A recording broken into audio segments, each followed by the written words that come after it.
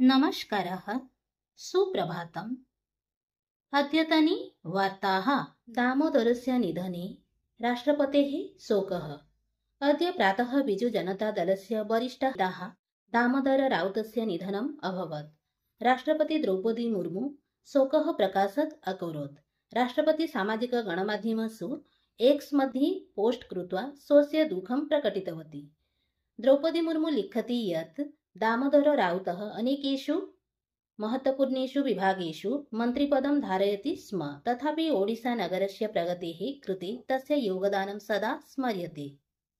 राज्ये नवीकरणीय ऊर्जा संशोधन केन्द्रस्य स्थापना भविष्यति। राज्ये कोयलातः अधिकाधिकं नवीकरणीय ऊर्जायाः उपयोगाय अधिकतमं महत्त्वं दीयते। अस्य कृते राज्यसर्वकारेण विशेषतया ओडिशा क्षयशक्तिनीतिः 22+200 इति प्रवर्तनं कृतम् अस्ति। अस्याः नीतेः अन्तर्गतं 30+200 तमवर्षपर्यन्तं राज्ये प्रायः 11,000 मेगावाट् हरितशक्तेः उत्पादनस्य लक्ष्यं निर्धारितम् अस्ति। विशालः सेतुः मध्यतः भग्नः अभवत्। बिहारस्य सुपौलस्य कोसीनद्याः बृहत् दुर्घटना। नदीपारे निर्मितस्य देशस्य दीर्घतमस्य मार्गस्तम्भस्य बृहत् भागः पतितः। एकः श्रमिकः मृतः, अन्यः श्रमिकः वृक्षस्य अधः मर्दितः इति सूचनाः अस्ति। मानवशरीरे शुकरवृक्कं प्रत्यारोपितवन्तः। अमेरिकादेशस्य वैद्यः पृथिव्यां प्रथमवारं मानवशरीरे शुकरस्य वृक्कस्य प्रत्यारोपणस्य आश्चर्यजनकं कार्यं कृतवन्तः। अमेरिकादेशस्य शल्यचिकित्सकाः अपि एतत् वृक्कप्रत्यारोपणं कर्तुं पूर्वम् आनुवंशिकसम्पादनं कृतवन्तः। तदनन्तरं 63-वर्षीयस्य रोगी शुकरवृक्कस्य सफलतया प्रत्यारोपणं कृतम्। स्वदेशी पुष्पकविमानं प्रक्षेपितम्। स्वदेशी SUV आकारस्य पक्षयुक्तवायुयानस्य अद्य सफलतया प्रक्षेपणं जातम्।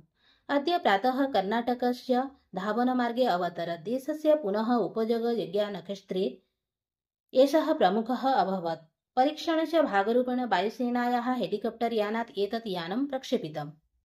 भूटान देशेन प्रधानमन्त्रिणः सम्मानः। भूटान देशेन प्रधानमन्त्री मोदी सर्वोच्चनागरिकसम्मानेन सम्मानितः। मोदी प्रथमः विदेशीयः शासकः अस्ति यः एतत् सम्मानं प्राप्तवान्।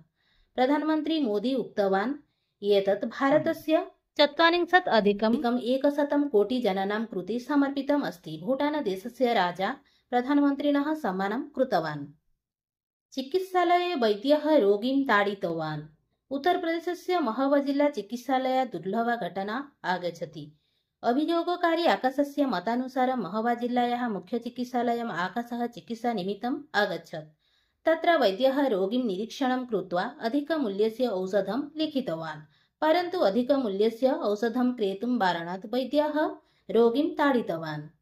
चेन्नई दलस्य प्रथमः विजयः। ह्यः IPL क्रिकेट् क्रीडायाः प्रथमक्रीडायां चेन्नई बेङ्गलूरु दलयोर्मध्ये अभवत्। शुक्रवासरे चिदम्बरं क्रीडाङ्गणे उद्घाटनी क्रीडायां चेन्नई दलः बेङ्गलूरु दलं 6 क्रीडाभिः पराजितं कृतवान्। इति वार्ताः। धन्यवादः। जयतु भारतं, जयतु संस्कृतम्।